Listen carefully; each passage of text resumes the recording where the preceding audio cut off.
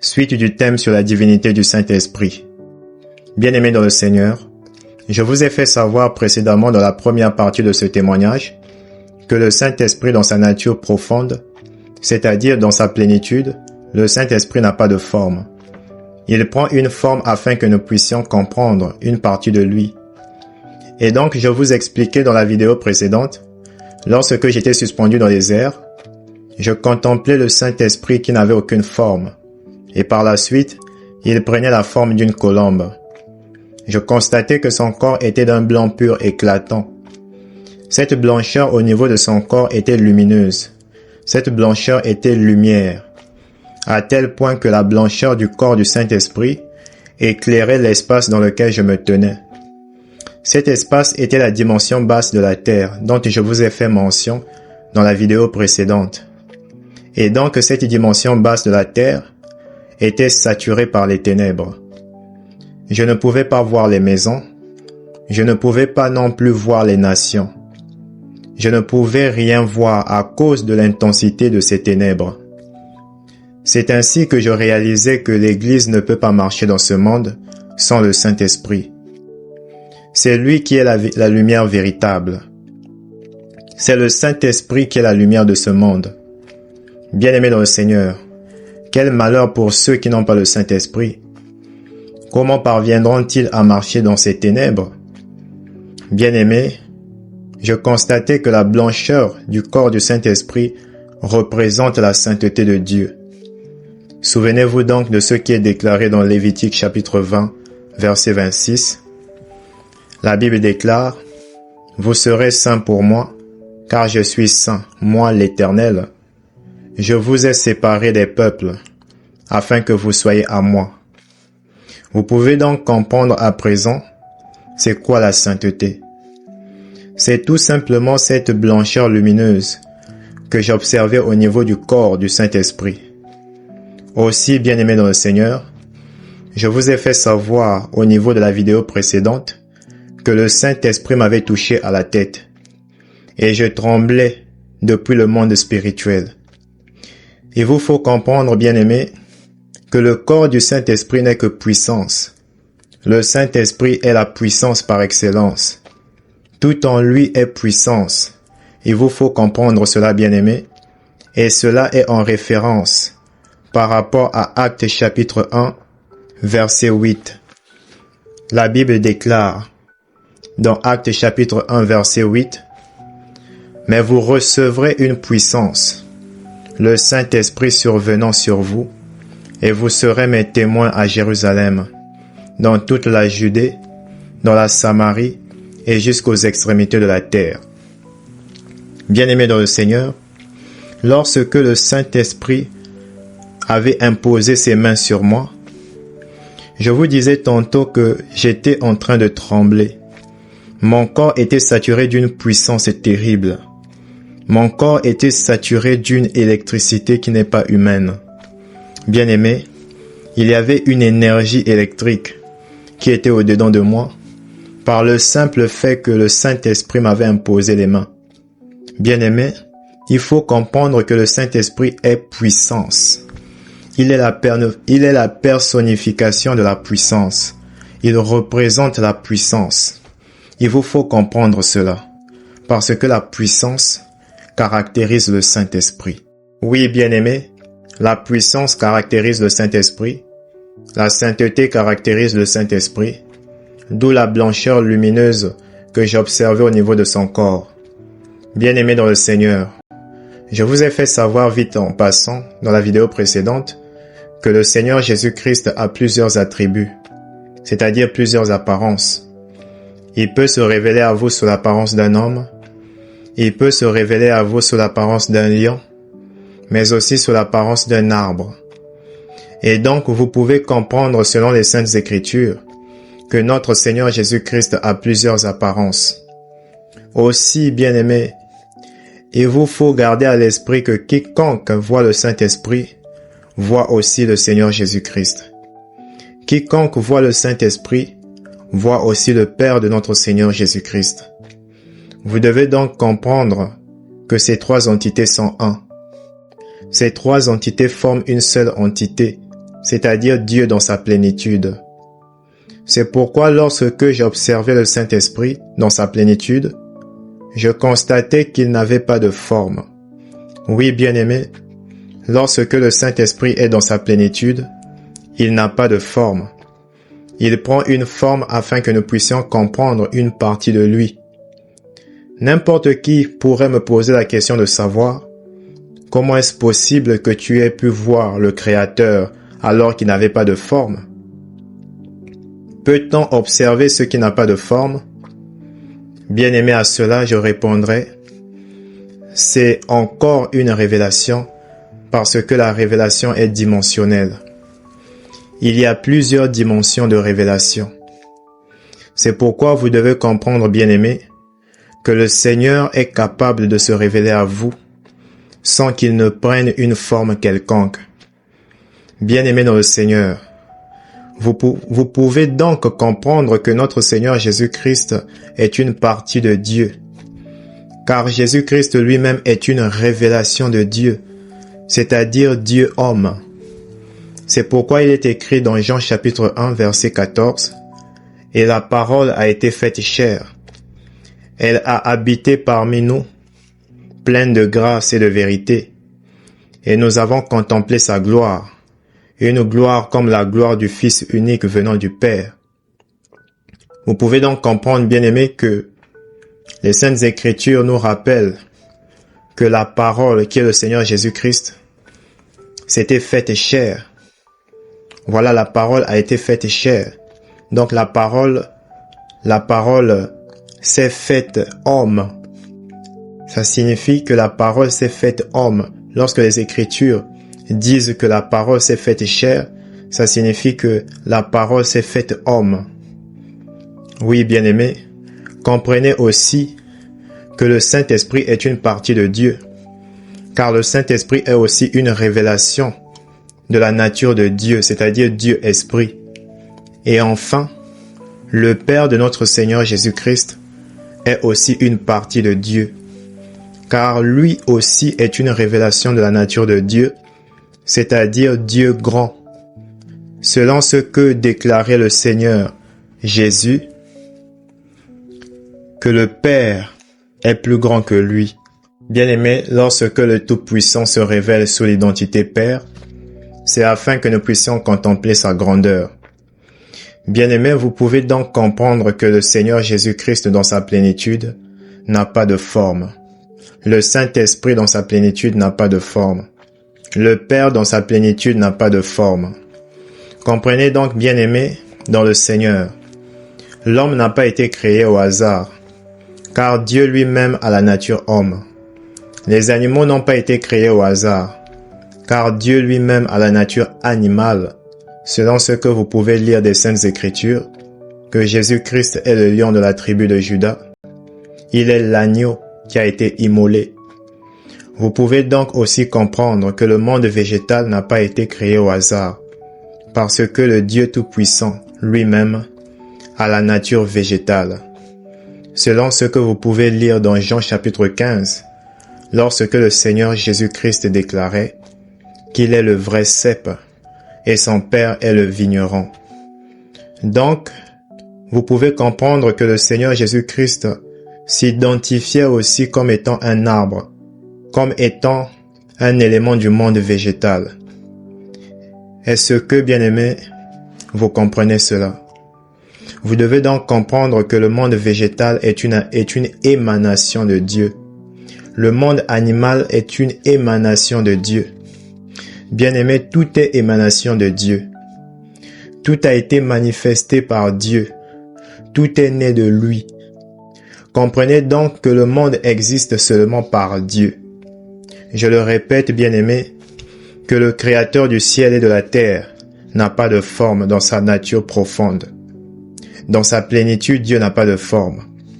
Il prend plusieurs formes afin de comprendre plusieurs parties de lui. Parce que le Saint-Esprit dans sa plénitude n'a pas de forme, vous pouvez donc comprendre, bien-aimés, cette loi qui avait été donnée à Israël. Tu ne feras point d'image taillée, ni de représentation quelconque des choses qui sont en haut dans les cieux, qui sont en bas sur la terre et qui sont dans les eaux plus bas que la terre. Alors que je vous ai fait savoir que j'ai eu la grâce de voir le Saint-Esprit, je me souviens d'un matin bien-aimé, alors que je m'étais réveillé, le Saint-Esprit ouvrait ma vue spirituelle. Je voyais, bien-aimé, je voyais le Saint-Esprit qui avait l'apparence d'un homme. Je pouvais voir tout son corps sauf son visage qui m'était caché. Ne doutez donc pas, bien-aimé, en ce qui concerne la nature homme du Saint-Esprit. Par rapport à sa nature homme, j'ai eu à observer de très près le Saint-Esprit. Il ressent ce qu'un homme peut ressentir. Il peut ressentir de la joie, de la tristesse. Il peut aussi ressentir de la colère. Donc le Saint-Esprit peut se mettre dans un état de colère. Je me souviens d'un jour, bien-aimé, le Saint-Esprit avait ouvert ma vue spirituelle et je voyais la colère du Saint-Esprit qui était suspendue sur moi. Et j'entendais la voix du Saint-Esprit qui était d'une autorité terrible. Sa voix était terrible. Il disait de moi, Israël infidèle. Donc le Saint-Esprit m'avait qualifié d'Israël infidèle. Et j'étais troublé au-dedans de moi. Mais en même temps, j'étais effrayé. C'était comme un père qui est en colère contre son fils. Et c'est ce dont j'avais vécu ce jour-là, bien-aimé. C'est pourquoi je vous fais savoir que le Saint-Esprit peut aussi se mettre dans un état de colère. Et c'est une chose terrible lorsque la colère du Saint-Esprit est suspendue sur vous. Bien-aimé dans le Seigneur, je me souviens d'un jour où le Saint-Esprit avait saisi mon esprit. Et alors qu'il s'était saisi de mon esprit, je voyais le Saint-Esprit devant moi. Il avait pris l'apparence d'un homme. Et malgré qu'il avait pris l'apparence d'un homme, cette apparence était insupportable, dans la mesure où je ne pouvais pas le supporter, je ne pouvais pas supporter de le regarder, bien-aimé. Et alors que je l'ai regardé pendant une fraction de seconde, subitement je me suis prosterné devant le Saint-Esprit. Et lorsque je me suis prosterné devant lui, j'ai commencé à ressentir au niveau de mon dos les larmes du Saint-Esprit qui tombaient sur mon dos. Et je ne comprenais pas pourquoi le Saint-Esprit était en train de pleurer. Et je ne comprenais pas pourquoi ces larmes étaient en train de tomber sur mon dos. Subitement, le Saint-Esprit a commencé à me parler et le Saint-Esprit me disait, Riven, tu vas beaucoup souffrir, mais j'accomplirai tout en 4 mois. Et je ne comprenais pas que 4 mois pour le Saint-Esprit, c'était 4 ans. Là encore, bien-aimés, vous devez comprendre que nous n'avons pas la même notion du temps que le Saint-Esprit. Vous devez comprendre, bien-aimés, que le Saint-Esprit peut ressentir les choses qu'un homme peut ressentir. Et donc, il peut pleurer, il peut ressentir une émotion. Et donc là, le Saint-Esprit était dans une grande émotion parce qu'il savait que j'allais beaucoup souffrir. Et donc, les larmes qu'il versait sur mon dos symbolisaient des prières d'intercession pour moi. Et ces larmes, il faut comprendre que les larmes du Saint-Esprit sont un parfum pour le corps de l'homme. Je me souviens de ce temps où le Saint-Esprit m'avait reprimandé. Il me disait, Raven, tu n'as pas besoin d'utiliser des parfums pour parfumer ton corps. Et le Saint-Esprit me disait, car mes larmes sont un parfum pour ton corps. Donc, le Saint-Esprit nous parfume avec ses larmes. Et ces larmes sont en même temps des prières d'intercession pour nous. Bien-aimés dans le Seigneur, c'est important que vous puissiez savoir cela. Et aujourd'hui même, je peux vous dire que ça fait déjà plusieurs années que je n'utilise plus les parfums, depuis que le Saint-Esprit m'avait reprimandé. C'est pourquoi je vous fais comprendre que le Saint-Esprit a la nature homme. Il est un père. Il peut vous reprimander. Il peut se mettre dans un état de colère. Vous comprenez? Il peut vous corriger d'une manière ou d'une autre. Est-ce que vous comprenez ça? Et donc, quand même le Saint-Esprit m'avait donné l'interdit en ce qui concerne l'utilisation des parfums, il m'avait parlé sévèrement. Il m'avait vraiment parlé sévèrement. Comme je vous disais, le Saint-Esprit me disait, Riven, tu n'as pas besoin d'utiliser des parfums, car mes larmes sont un parfum pour ton corps. Bien-aimé, gardez cela à l'esprit, que vous n'avez pas besoin d'utiliser des parfums, parce que les larmes du Saint-Esprit sont un parfum pour votre corps. Je répète, les larmes du Saint-Esprit sont un parfum pour votre corps. Bien-aimé, je me souviens aussi d'un jour où le Saint-Esprit avait ouvert ma vue spirituelle et le Saint-Esprit m'avait montré sa colère. Je voyais le Saint-Esprit qui était en colère contre mes parents. Et donc je voyais la colère du Saint-Esprit qui était suspendue sur mes parents. Parce que en ce temps-là, mes parents avaient commis quelque chose d'abominable dans la mesure où ils avaient pris toutes les feuilles sur lesquelles j'écrivais les révélations que le Seigneur me donnait. Les parents avaient pris toutes ces feuilles-là et ils avaient brûlé cela. Et mes parents ignoraient que le Saint-Esprit était dans un état de colère contre eux. Ils ignoraient cela. Et lorsque j'ai vu la colère du Saint-Esprit suspendue sur mes parents, j'ai commencé à intercéder pour mes parents. J'ai commencé à demander au Saint-Esprit de faire passer sa colère. Bien-aimés, je vous fais savoir cela afin que vous sachiez que le Saint-Esprit peut se mettre dans un état de colère. Parce qu'il y a des gens qui pensent que le Saint-Esprit est seulement doux. Il y a des gens qui pensent que le Saint-Esprit est seulement amour. Détrompez-vous, bien-aimés. C'est pourquoi je vous ai dit que les trois entités sont un. Saint-Esprit, le Seigneur Jésus-Christ, le Père de notre Seigneur Jésus-Christ. Ces trois entités sont un. De la façon que le Seigneur Jésus-Christ peut se manifester en tant que lion de la tribu de Juda, le Saint-Esprit aussi peut devenir lion. Est-ce que vous comprenez? De la façon que le Seigneur Jésus-Christ peut se manifester comme étant un agneau, donc un Père qui est doux, le Saint-Esprit aussi peut être doux. Vous comprenez? Et donc ça fait partie des attributs de Dieu. La douceur et même la colère. Il faut comprendre que le Saint-Esprit est aussi colère. Et lorsque sa colère se manifeste, c'est une chose terrible. C'est vraiment une chose terrible. Bien-aimé dans le Seigneur, j'ai eu à entendre de la bouche de certains chrétiens qui, selon eux, il ne faudrait pas adorer le Saint-Esprit. Bien-aimé, c'est une erreur de penser et de dire qu'il ne faudrait pas adorer le Saint-Esprit.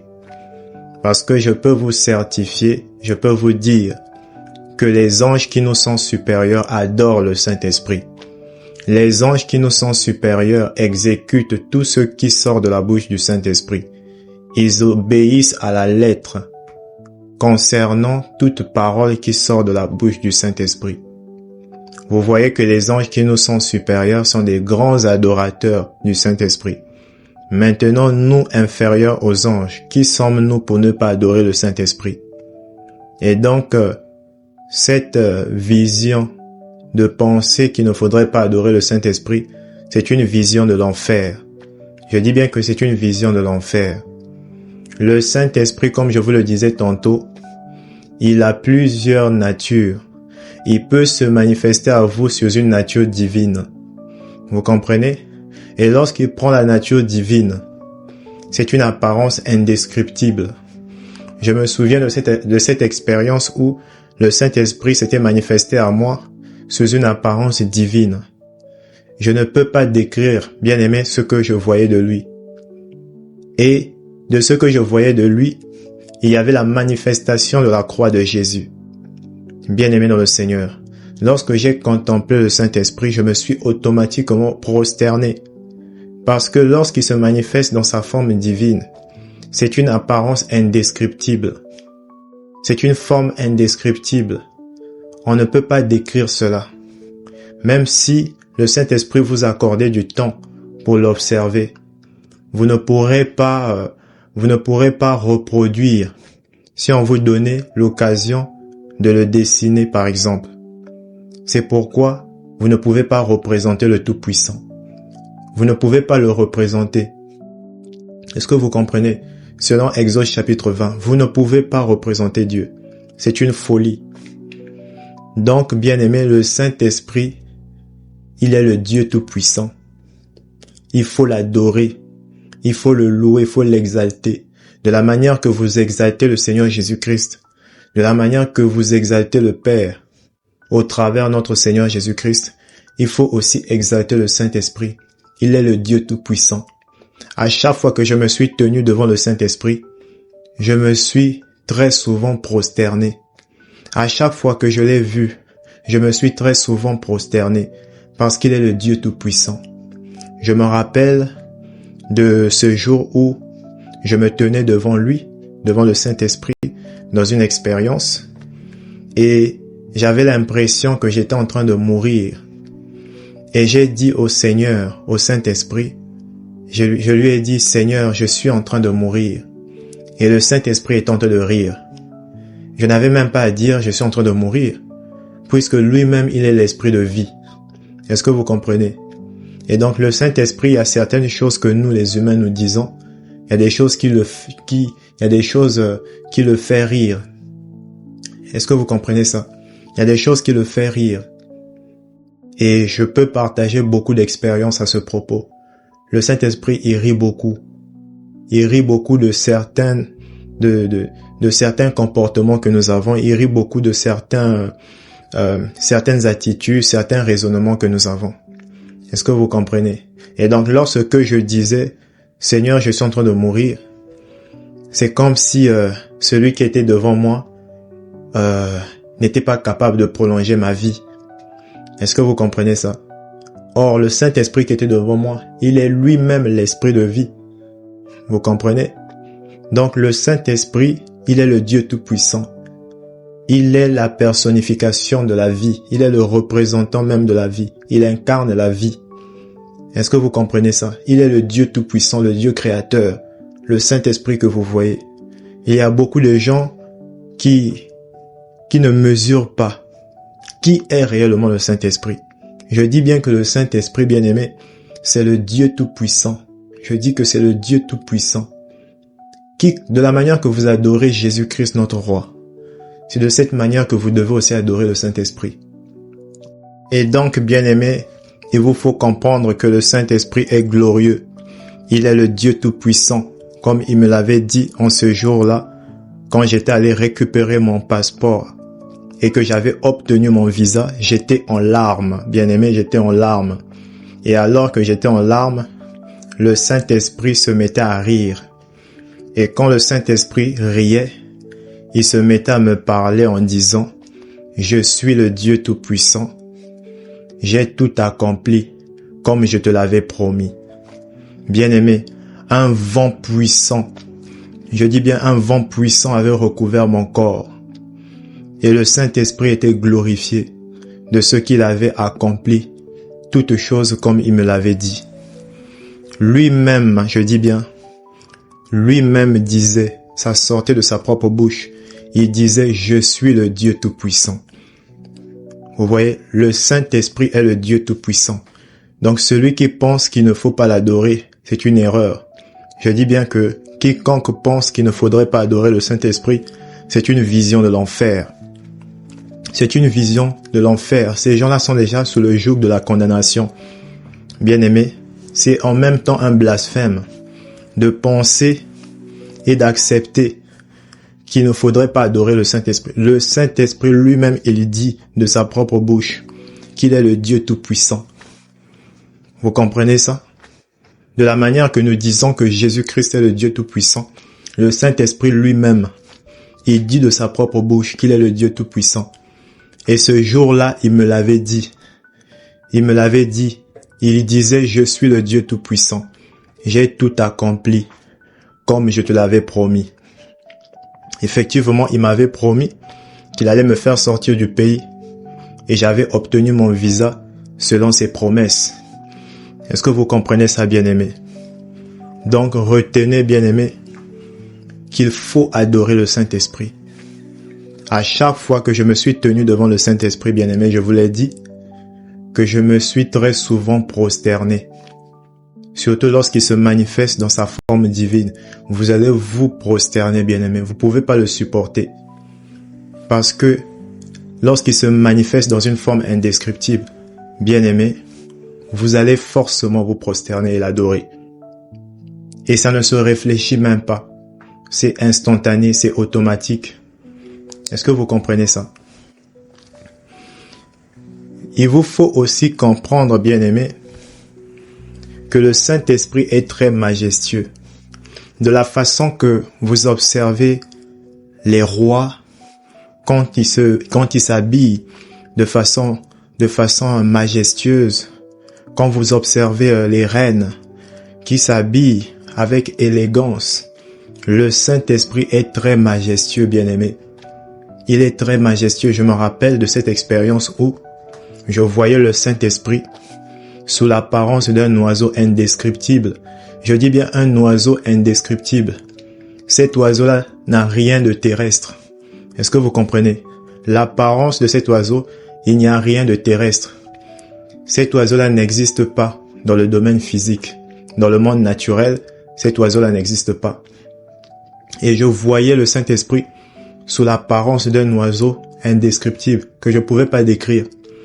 Il était si glorieux, il était si majestueux, le Saint-Esprit, que je disais au-dedans de moi, je disais majesté, majesté, bien-aimé, le Saint-Esprit est majestueux. C'est-à-dire, lorsque vous le contemplez, bien-aimé, les mots vont vous manquer pour lui donner même la gloire. Vous voulez le glorifier, les mots vous manquent. Le vocabulaire vous manque. Vous pouvez même avaler le dictionnaire, bien-aimé. Lorsque vous le contemplez, les mots vont vous manquer. Vous comprenez?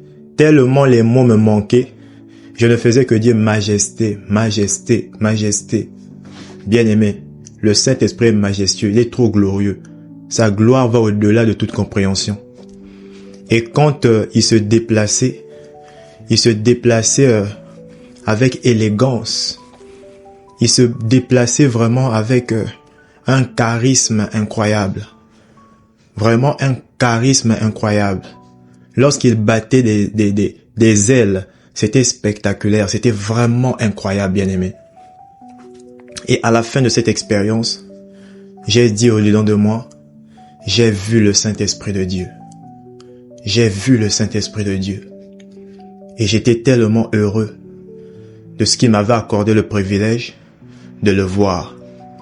Bien-aimé dans le Seigneur, ce n'est pas chose impossible de contempler le Saint-Esprit.